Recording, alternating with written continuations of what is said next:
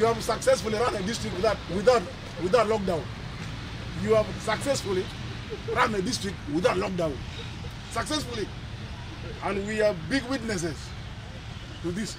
Actually, there was a clash between members of parliament and Arua District Task Force over enforcement of COVID-19 guidelines. The MPs allege the task force is not enforcing COVID-19 guidelines. The MPs further claim that when they entered Arua District in the night, people were moving normally, and at the hotel where they slept, there was a nightclub. The RCC,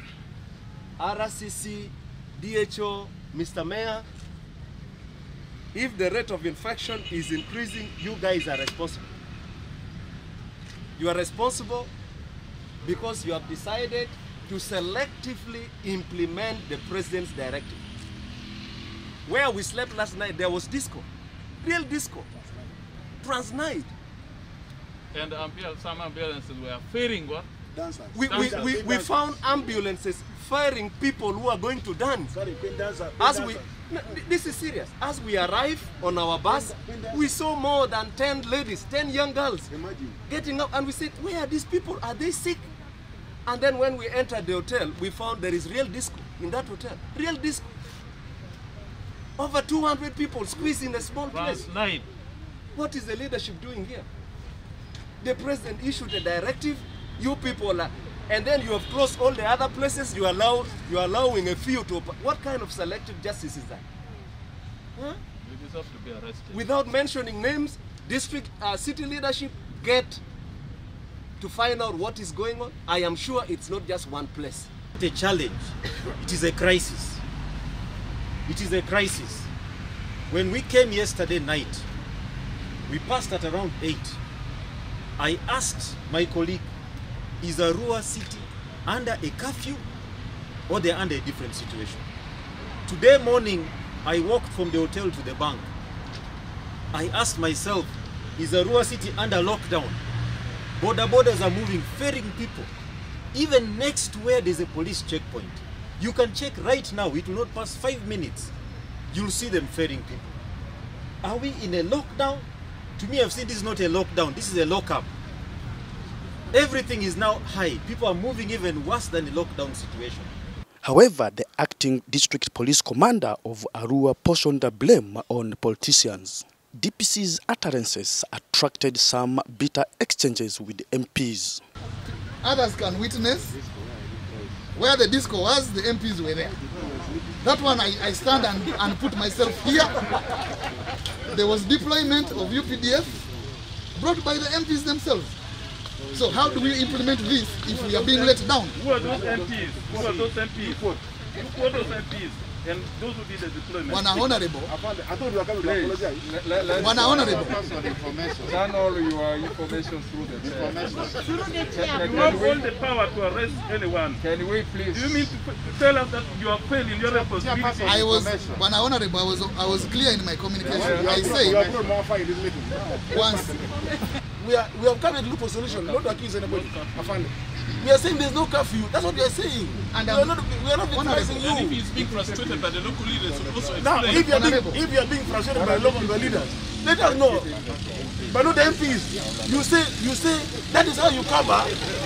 That's how you cover issues, and there is no lockdown. I found the carelessness with which you answer is the very reason why there is no lockdown. We have come to save the life of the people. If I find not to look forward, we already have finding.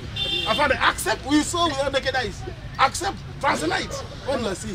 So please tell us that, comrade. And secondly, the issue of vehicles, don't repeat here. In all towns, people patrol on foot.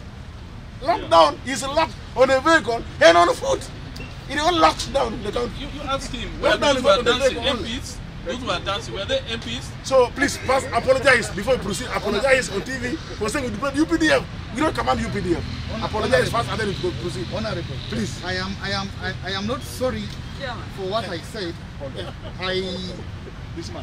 I cannot apologize for what I have said. And if it is a miscommunication that you got, I am sorry. I did not say that you deployed. I said there was deployment. And I said... Who did the deployment? My communication was clear. I said, Honorable, I said, and I'm clearly saying that when you get such deployment, you don't rush to act because you might end up getting fired on or friendly fire. You wait in the morning. You wait in the morning. Mr. DPC, I think this is interesting. You are the district police commander in charge of this city. If you got to know in the night that the UPDF was deployed, did you go there? Ask management. Did you? Because this is serious. This allegation against the UPDF is false. I am even tempted to believe you were busy dancing. Because you came. This is serious. Because you came. You are in charge of security in this city. You got to know, and you are telling us there was who deployed. Who deployed? Give us the evidence. Who deployed? And MPs attributed the high infection rates in Arua City to the failure of the district task force to enforce COVID-19 guidelines. Arua has the highest COVID infection rates in the north with about 37, meaning that out of 100 people tested, 37 test positive with COVID.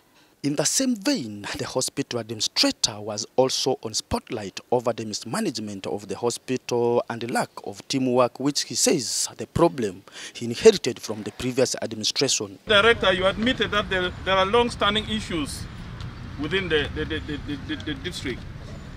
It has also been reported that, and by you, and by the community, that you are not ready to work as a team with the local authority, and that the local authority cannot supervise you. I think you are here to join the rest of the local leaders so that you work as a team.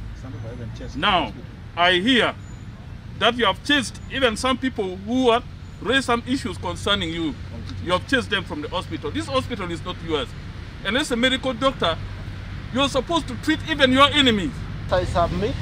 I need to admit and inform you that I'm about to make 2 years in this hospital, and many of these conditions we are talking about, I found them there. I've dealt with what I can, what I may not.